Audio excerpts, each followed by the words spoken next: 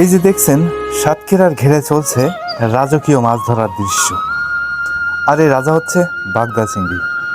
সাতক্ষীরার শামনগর, আশাশুনি আর কালীগঞ্জ, এই 3 উপজেলায় হাজার হাজার ঘের। এখানে প্রাকৃতিক লবণাক্ত পানিতে চাষ হয় সোনালী স্বপ্ন, যাকে বলে বাগদা।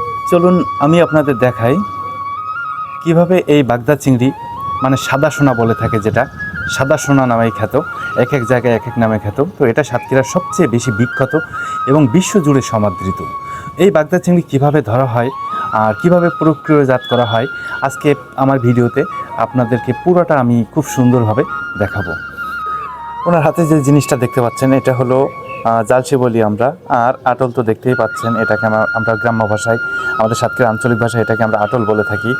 তো সকালবেলা ঘুম থেকে উঠে এই আটল ঝাড়তে না অনেক মজা লাগে। কেউ যদি ঝেড়ে থাকেন সেই বুঝতে পারবেন যে আসলে এখানে কত মজা লাগে আটল ঝাড়তে। আমিও ঝেড়েছি, বাট আজকে আমি আর নামি নাই। চাচা ঝাড়ছেন, আমি আপনাদেরকে দেখানোর জন্য ভিডিও করছি। এই বাগদা চিংড়ি শুধু দেশের বাজারেই নয়, যাচ্ছে ইউরোপ আমেরিকাতেও। বিদেশিরা বলে বাংলাদেশি ব্ল্যাক টাইগার শিম। রপ্তানিতে বড় ভূমিকা রাখে আমাদের সাতক্ষীরার এই বাগদা।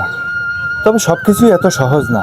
চাষিদের কষ্ট, বৃষ্টিতে ডুবে যাওয়ার ভয়, পানির লবণাক্ততা ঠিক রাখা, এসব মিলে বাগদা চাষ যেন এক ধরনের যুদ্ধ। এই বাগদা শুধু একটা মাছ না, এটা সাতক্ষীরার একটা পরিচয়।